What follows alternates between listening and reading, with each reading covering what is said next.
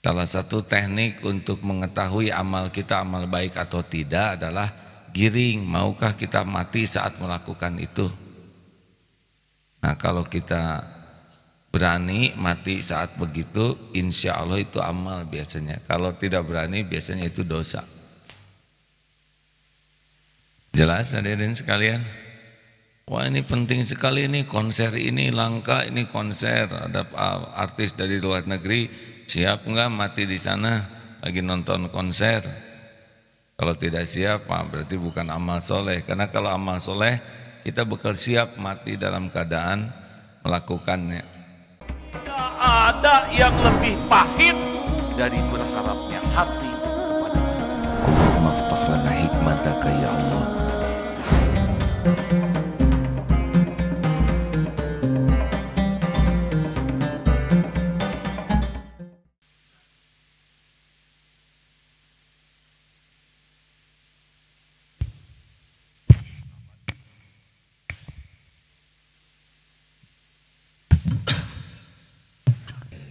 Wa ta'ala, karena apa yang kita harapkan ada dalam kekuasaan Allah sepenuhnya dan tidak bisa terjadi tanpa izin Allah. Dan jikalau kita mencemaskan sesuatu, takut akan sesuatu, kita pun harus berlindung kepada Allah, karena apa yang kita takuti tidak akan pernah terjadi tanpa izin Allah subhanahu wa ta'ala. Allahumma sholli ala sayyidina Muhammad wa ala alihi wa ashabihi ajma'in. Hadirin, apa yang disampaikan barusan sangat penting agar dalam hiruk pikuk kehidupan sehari-hari kita selalu terkait kepada Allah. Semakin terkait kepada Allah, semakin kita punya kekuatan. Semakin tidak terkait kepada Allah, kita menjadi sangat lemah. La haula wala quwwata illa billah. Tiada daya, tiada kekuatan kecuali dengan izin Allah. Segalanya, segalanya. Salah satu yang harus kita waspadai dari diri kita adalah kalau kita bertindak tanpa berhitung untung rugi dalam pandangan Allah. Untung rugi dalam pandangan Allah subhanahu wa ta'ala bisa kita simak dari surat Al-Asr. Surat Al-Asr yang 4 ayat itu bisa kita tafakuri, karena dalam hidup ini kita pasti akan punya keinginan dan punya ketakutan. Inilah rambu-rambunya. Padahal Ustaz. A'udzu billahi minasy syaithanir rajim. Bismillahirrahmanirrahim. Wal 'asri innal insana lafi khusrin illa الذين آمنوا وعملوا الصالحات وتواصوا بالحق وتواصوا بالصبر. Demi masa, sesungguhnya manusia benar-benar berada dalam kerugian kecuali orang-orang yang beriman dan mengerjakan kebaikan serta saling menasihati untuk kebenaran dan saling menasihati untuk kesabaran. Jadi 4 ini yang harus selalu pikirkan kalau melakukan sesuatu. Pokoknya kalau kita dapat nikmat itu dari Allah. Kalau dapat kepahitan juga terjadi dengan izin Allah. Tapi yang menentukan untung rugi itu 4. 1, apakah yang saya lakukan ini bisa nambah iman atau mengurangin iman? Kalau nambah iman, nambah tenang.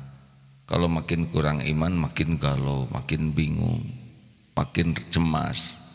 Jadi kalau mau melakukan sesuatu, ini yang saya lakukan ini pasti makan waktu. Kerjaan saya ini nambah iman, ngurangin iman. Aktivitas saya ini nambah iman, ngurangin iman. Apapun tanyanya ke sana dulu. 2, apakah yang saya lakukan ini amal soleh atau amal salah? Ini saya pasti makan waktu nih melakukan ini. Ini jadi amal atau tidak? Salah satu mengukurnya yang paling gampang adalah siapkah kita mati dalam melakukan perbuatan tersebut itu. Kan ada yang mengatakan rokok itu halal, rokok itu haram, rokok itu boleh, rokok itu tidak boleh. Salah satu tekniknya adalah siapkah kita mati dalam keadaan saat akhir hayatnya. Nah, itu tekniknya. Pacaran boleh tidak, tapi demi mendapatkan pengetahuan gampang aja, apakah siap mati lagi pacaran? Salah satu teknik untuk mengetahui amal kita amal baik atau tidak adalah giring, maukah kita mati saat melakukan itu? Nah, kalau kita berani mati saat begitu, insya Allah itu amal biasanya. Kalau tidak berani biasanya itu dosa. Jelas hadirin sekalian? Wah, ini penting sekali, ini konser ini langka, ini konser, ada artis dari luar negeri, siap enggak mati di sana lagi nonton konser? Kalau tidak siap, berarti bukan amal soleh. Karena kalau amal soleh, kita bakal siap mati dalam keadaan melakukannya. 3. Tawassaw bil haq. Apakah yang saya lakukan ini jadi dakwah kebaikan atau jadi contoh keburukan? Itu tanya ke diri ini. Saya mau melakukan ini nih, ini pasti makan waktu. Apakah ini jadi contoh baik atau contoh buruk? Gini, hadirin, setiap amal soleh itu kalau dilakukan, kan amal itu syaratnya 2. Niatnya lillahi ta'ala, yang kedua caranya benar. Kalau niatnya lurus, caranya benar, pasti dibuat tenang oleh Allah subhanahu wa ta'ala. Tapi kalau ada yang salah, salah satunya itu tidak tenang. Karena ciri dosa itu 2. 1, gelisah. 2, takut ketahuan orang. Jadi kalau kita ingin tahu yang kita lakukan ini benar atau tidak, menenteramkan atau menggelisahkan, berani tidak diketahui orang lain. Kalau pengennya sembunyi-sembunyi terus, tidak diketahui orang, itu ciri-ciri dosa. Dan yang keempat, ini jadi contoh kebaikan atau tidak? Yang ketiga tuh, ya, tawassaw bil haq. Dan yang keempat, dengan melakukan perbuatan ini, kualitas kesabaran saya dan menyabarkan orang. Jadi sholat kering, tergesa-gesa, ngaji nggak mau. Kan rumusnya begitu, seperti balon. Kalau diisi dengan air, anginnya tidak ada. Kalau isi dengan air, tidak ada tempat buat angin. Begitulah kalau hati kita diisi oleh kebaikan, makin sedikit tempat untuk maksiat. Tapi kalau hati kita diisi oleh maksiat, semakin tidak ada tempat untuk berbuat baik. Masih ingat yang seorang suami berbicara begini ke Ustadz, sebelum saya menikah, di mana-mana tidak ada yang cantik selain calon istri saya. Berarti di dunia jelek, yang ada cuman calonnya aja. Itu sebelum menikah. Sesudah menikah, Ustadz, kenapa ya yang cantik bukan hanya istri saya? Istri saya cantik, tapi yang lain juga pada cantik. Tapi sesudah sekian puluh tahun menikah, Ustadz, kenapa kok semua wanita cantik selain istri saya? Jadi yang paling jelek istrinya. Lalu kata Ustadz itu begini, sebetulnya istrimu tidak jelek, cuma matamu yang senang melihat yang haram. Karena matamu selalu melihat yang haram, maka yang halal jadi jelek. Ngerti ya, Deden? Kalau mata ini tidak terjaga, membiasakan diri melihat yang haram, maka yang halal jadi tidak bagus. Sama, kalau mulut biasa ngomong yang haram, pasti susah diajak baca Quran. Tinggal pertolongan Allah saja. Kalau Allah nolong bisa selamat, kalau Allah nggak nolong bablas tuh. Nah, ini sabar ketika melakukan taat itu susah kalau kita ahli maksiat. Sabar yang kedua, sabar ketika menjauhi maksiat. Makin sabar, enggak, saya menghadapi dosa. Kalau makin enggak sabar, berarti itu sesuatu kerugian. Lakukan nanti tidak terasa. Si dosa kecil itu tidak terasa, udah jadi dosa sedang. Dosa sedang tidak terasa, terus saja. Karena berbuat maksiat itu seperti minum air laut. Makin diminum, makin haus. Kenapa ada yang jatuh cinta?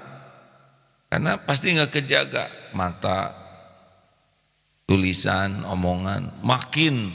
Kan salah satu hukuman dari dosa adalah kemudahan berbuat dosa lainnya. Jelas hadirin? Salah satu hukuman dari dosa yang tidak segera ditaubati adalah mudah dan lancarnya berbuat maksiat lainnya. Jadi biasanya orang sudah berbuat dosa itu terus makin besar berpeluang dosanya. Hadiah dari ketaatan, dia ikhlas melakukannya.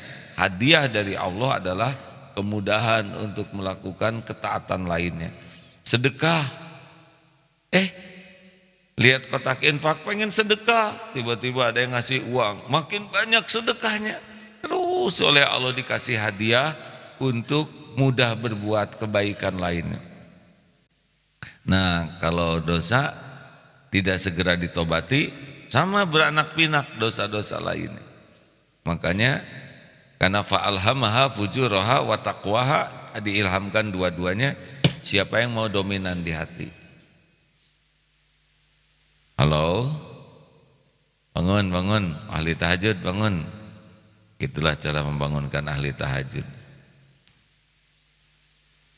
Jadi harus periksa nih, saya makin sabar tidak? Karena peluang maksiat di mana-mana ada. Ini di sini ya ada peluang maksiatnya. Tapi pas turun dari tangga sudah ketemu tuh, tidak boleh. Saya harus berhenti di sini. Karena gini, si dosa itu menampakkan, alhamdulillah. Ada yang nanya, kenapa Agim pakai nama ini? Ini nama saya.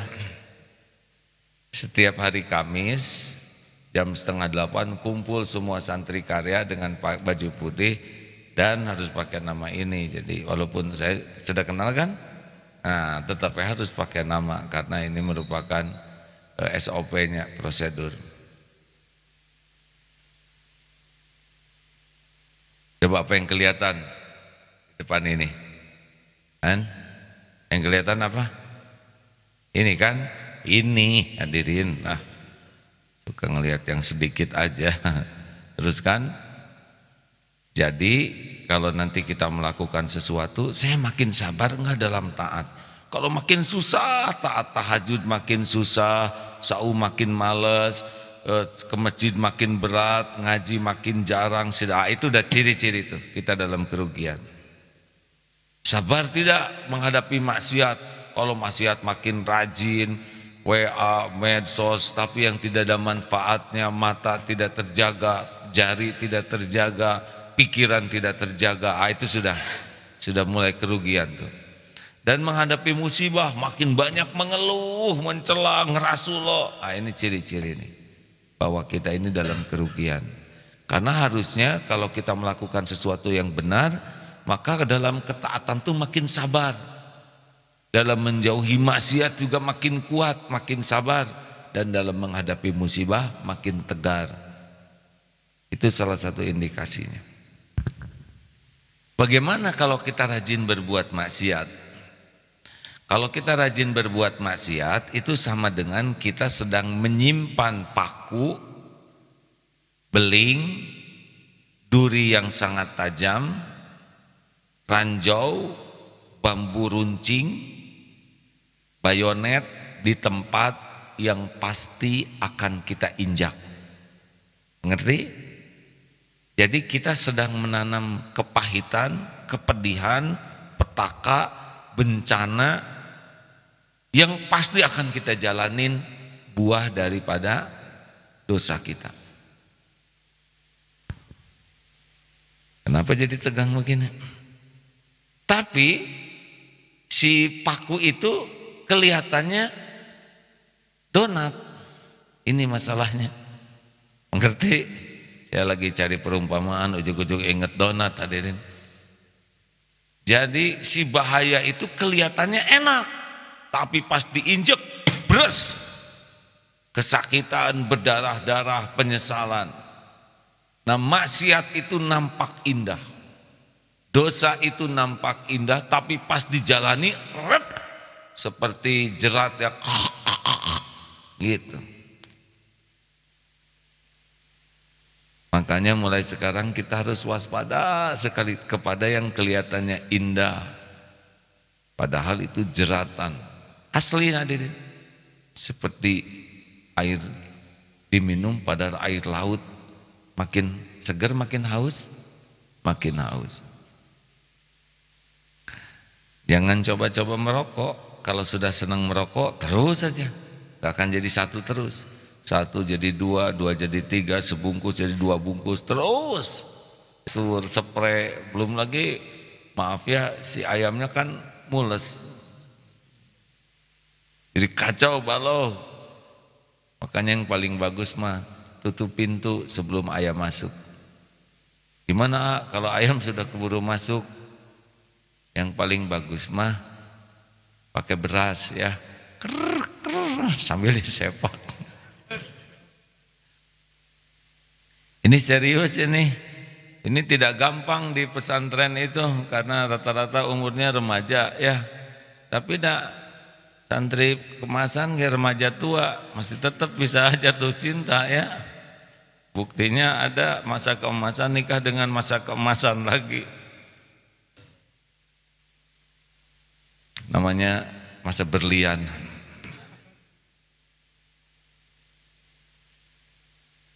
Begitulah, mudah-mudahan tawasobil haq, tawasobil sabr ini jadi bahan tafakur kita.